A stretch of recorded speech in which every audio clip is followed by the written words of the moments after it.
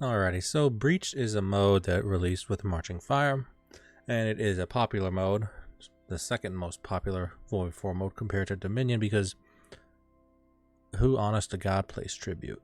And yeah, Tribute it don't exist, but Dominion has always been the main mode for the competitive series, and as somebody who plays a lot of Breach and is ranked number 3 in the world for it, I feel like Breach can be a competitive game mode. However, there are issues. There are issues in Breach that certainly steer it away from that, and I understand at the end of the day that Dominion is Ubisoft's baby, and that it's going to take a lot of work to get it, but in this video I'm going to propose the issues that Breach has, both from attacker and defender sided, along with different gameplay mechanics that are issues for both sides. And then at the end of the video, we're going to go in on how to fix them. So sit back, relax, enjoy. This is going to be a long one while I discuss the issues of Breach and how to possibly make it a better mode and how to make it more comp viable.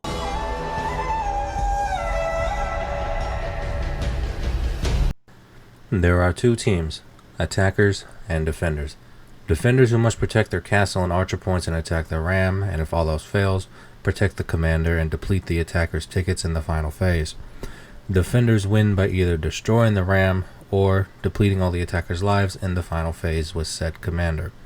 However, the attackers need to capture all the archer zones, protect their ram, and make it to the final phase to kill the commander. However, when the attackers reach this phase, they get tickets similar to Breach 1.0 in comparison to the amount of ram health they have when busting through the final gate. During this match, there are multiple side objectives that both teams can use to their advantage, such as the banner and the guardian. However, with this brief explanation out of the way, we can now get into the issues both sides face and how some face it more than others.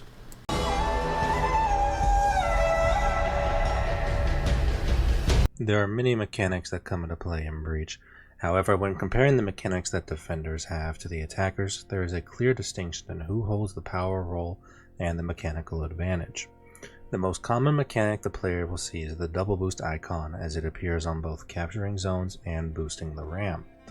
You might ask yourself if the defenders have something like this, and you'll be disappointed. The reason why is because defenders have no double boost to anything. They can't double boost their cauldron to make it activate quicker, nor can they recapture their lost zones. Once all zones are captured, there is no point in fighting on that zone, as your only best bet would be to go to ram. Even then, you will still have to deal with enemy pikemen while team fighting, and since you have no archer points, your pikemen will most likely all be dead before they even reach the ram. You might think, oh, but the cauldron must do an insane amount of damage. Well, while it can do some decent damage, if someone is dedicated to pulling, however, if the attacker is boosting the ram, you are best going to get maybe 2 or 3 pulls off before they bust through. However, defenders can use the Inspire to boost the minions to attack the ram faster, and it does do a surprising amount of damage, and that is where most of your damage will come from, is those pikemen. Defenders also will have to travel a large distance at the start of the game to reach their objective. Most of the times when defenders reach this objective, the attacking team is already there with the majority of the minions cleared out, and in some maps such as Kazon Castle, it is near pointless for the defenders to go to defend Zone 1, as it is so close to the attacker spawn, and one team wipe can easily lead to all 3 zones being captured effortlessly.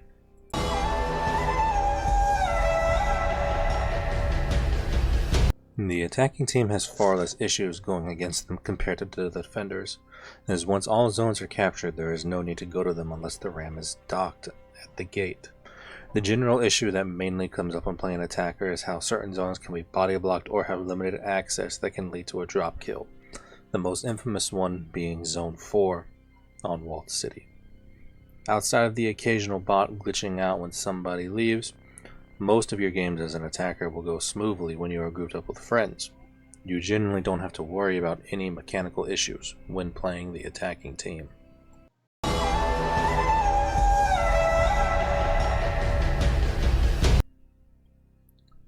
This is the Guardian.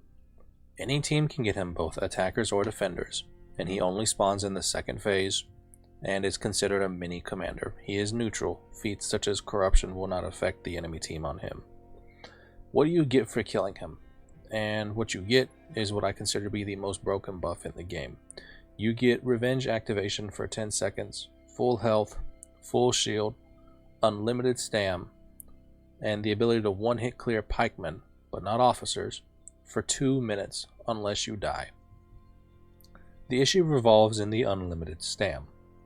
I'm pretty sure everybody loves JJ dancing around doing 29 to 32 damage heavies. Now imagine a JJ with unlimited stam, full shield, full health, and by this point he most likely has all of his feats. It's an issue not for both attackers or only defenders, it is an issue for both, and it essentially breaks the game as the buff needs some toning back.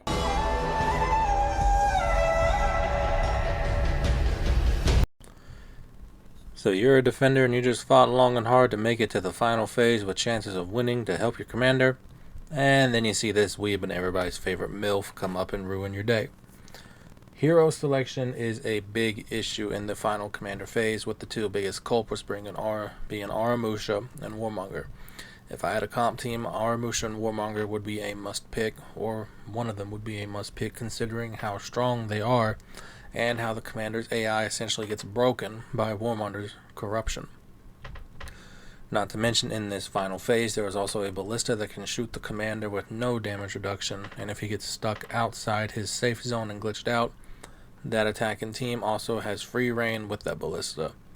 And also, the healing zones normally are located far away from the commander, and the defenders have to sacrifice the powerful feats such as Fire Flask. In turn, they would have to swap it for Healing Banner if they're playing Raided, for example, because the commander loses a lot of health very quickly and it takes a lot to heal back. Not to mention the commander was also nerfed. His health was lowered for some reason. However, you might be able to heal it back with Griffin, but at the end of the day, if there is a Warmonger and Aramusha, you aren't going to do anything. And the issue just comes with character selection, and however, I understand that balancing around Breach would be very, very difficult, as Dominion is the mode that every character is normally balanced around.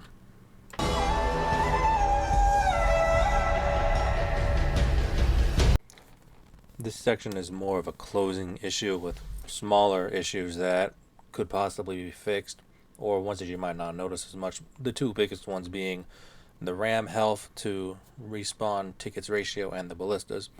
The ballistas are common sense. Nobody likes being hit with something for 60 damage off screen. And 9 times out of 10, these ballistas can be very oppressive in the final phases, as there are some times where as defenders you feel like you just got out-cheesed because your commander is stuck outside of his safe zone, infinitely popping revenge, and there's nothing you can do. Whereas the RAM ticket to health ratio, I think that needs a rework, as the RAM is also very generous in what tickets you get. You can have 2 bars of RAM health left and still have 8 tickets, while having a full RAM health has, I believe, 21 to 24. And that needs to be, I would say, recalculated, as you're not really punished that much for losing RAM health or getting into that critical state compared to where you could be. Even if you're at a bar or half a bar of RAM health, you still get 6 tickets, and that is still plenty of time and plenty of tickets to push and wipe the commander in one push, especially if there is a Warmonger or a Aramusha in play.